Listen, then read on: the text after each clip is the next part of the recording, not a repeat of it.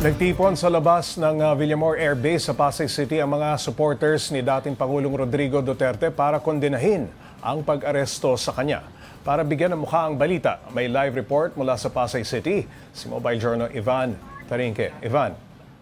Sing-init ng panahon ng galit na Duterte supporters na nagtungo sa airbase.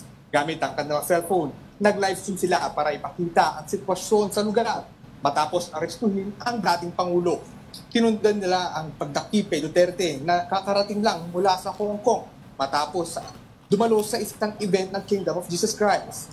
Violation of rights daw ang aresto sa dating Pangulo nang walang warrant of arrest. Ang ilang mga taga-suporta naman ni FPRRD ay galit na galit sa kasalukuyang administrasyon. Ang iba ay dala pa ang maliliit na statue ni President Bongbong Marcos na binasag at tinapaktapakan ng mga dumating na taga-suporta. Hindi pa dyan natapos dahil duraan pa ang basag na miniature statue ni PBBM. Pakinggan natin ang ilang bahagi ng kanilang pahayag. Ikaw ay naging sukatan. Sana ikaw ay maging ehemplo sa mga susunod pang leader na pwede pala gawa ng isang Duterte. Kaya pala. Kami nagpapasalamat. Tapang ka namin talaga sa pangangampanya. Sinusuka ka ng tao! Pero nakiusap kami! Pagkakataong ito, anong ginawa mo? Wala kang utang na loob!